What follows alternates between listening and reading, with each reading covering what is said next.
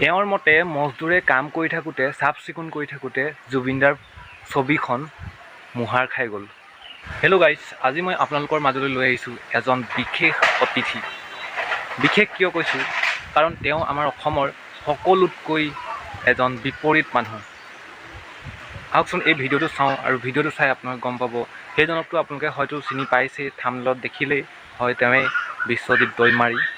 আৰু তেওঁৰ মন্তব্য শুনিলে আপোনাৰ মাথা নষ্ট হৈ যাব। বলকচোন চাওঁ কি মন্তব্য দিলে, আৰু সকলোৱে আপোনালোকৰ মন্তব্য আগবঢ়াই থৈ যাব। আৰু মোৰ ফালৰ পৰা যি আছে মই এই ভিডিঅ'ৰ মাজতে কৈ থৈ যাম। বলক আৰম্ভ কৰোঁ। এইবিলাকত আমি চবে লাগি থাকিব নালাগে। এইবিলাক চেনজিটিভ ইছ্যু। এইবিলাকত যদি চবে লাগি থাকে বাকী কাম কোনে কৰিব? এতিয়া আজি ভাৰতত আমাৰ বাহিৰা দেশৰ পৰা ইয়াত মানে আহিব খুজিছে, আৰু ভাৰতত যিকোনো ৰাজ্যতো হ'ব পাৰিলে হয়, দিল্লীতো হ'ব পাৰিলে হয়, বেলেগ ৰাজ্যতো হ'ব পাৰিলে, কিন্তু প্ৰধানমন্ত্ৰী ডাঙৰীয়াই আমাক অসমক সুযোগ দিলে।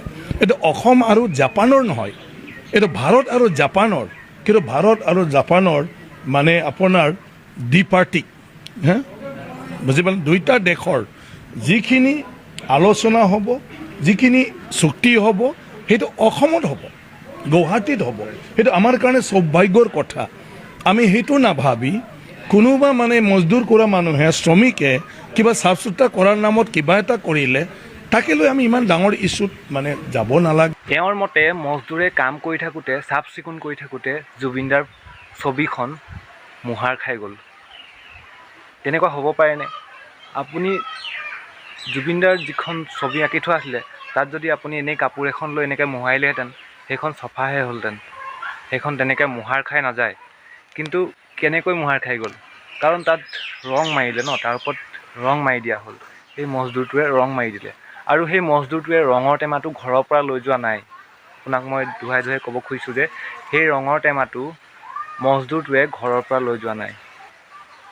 যিজনে তেওঁক কাম লগাইছিলে তেওঁৱে সেই ৰঙৰ টেমাটো দিছিলে, আৰু সেই ৰঙৰ টেমাটোৰে ৰং উলিয়াই তেওঁ সেই মুচিবলৈ জুবিনদাৰ ছবিখন মচি দিছিলে। আৰু মচিবলৈ তেওঁৰ সাহস নাই ইমান। জুবিনদাৰ ছবিখন মচি দিবলৈ তেওঁৰ ইমান সাহস নাই। তেওঁক সাহস দিছিলে, তেওঁক পইচা দিছিলে, আৰু তেওঁৰো মজবুৰি আছিলে কি তেওঁ পইচাৰ কাৰণে, দিন হাজিৰাৰ কাৰণে তেওঁ সেইটো কাম কৰিলে।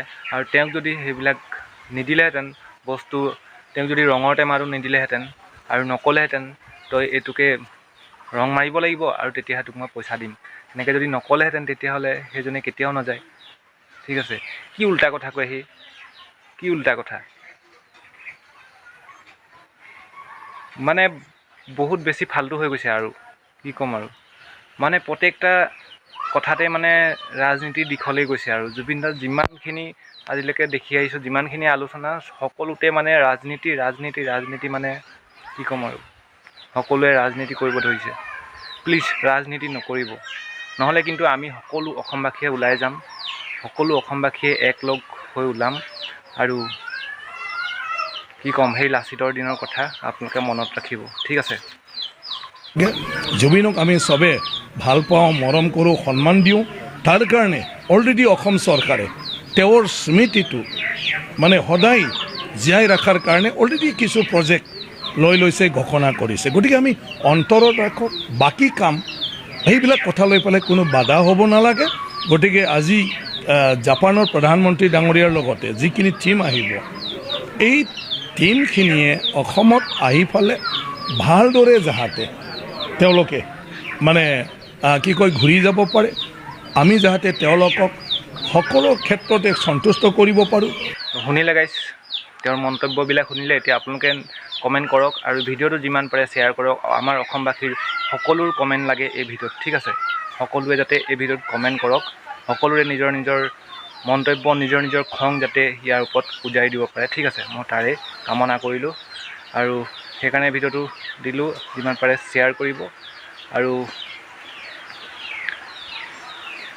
সেইটো সময়ত আচলতে যদি পৰা গ'লহেঁতেন, সেইটো সময়ত সেই যি মজদুৰজনক যে কাম কৰাইছিলে, সেই ঠিকাদাৰজনক যদি পাই যোৱা হ'লে, তেতিয়া ঠিকাদাৰজনৰ পৰা সুধি লৈ কোনে কামটো কৰাইছিলে, তেতিয়া কিন্তু সঠিক তদন্ত ওলাই পৰিলেহেঁতেন। আৰু এতিয়াও পাৰিব পুলিচে যদি লাগে, কিন্তু পুলিচেনো ক'ত লাগিব আমাৰ কাৰণে পুলিচে আজিলৈকে কিডাল কৰিছে একো নাই কোৱা ত' বাই বাই থেংকছ ফৰ ৱাচিং জয় জুবিন দা জয় অসম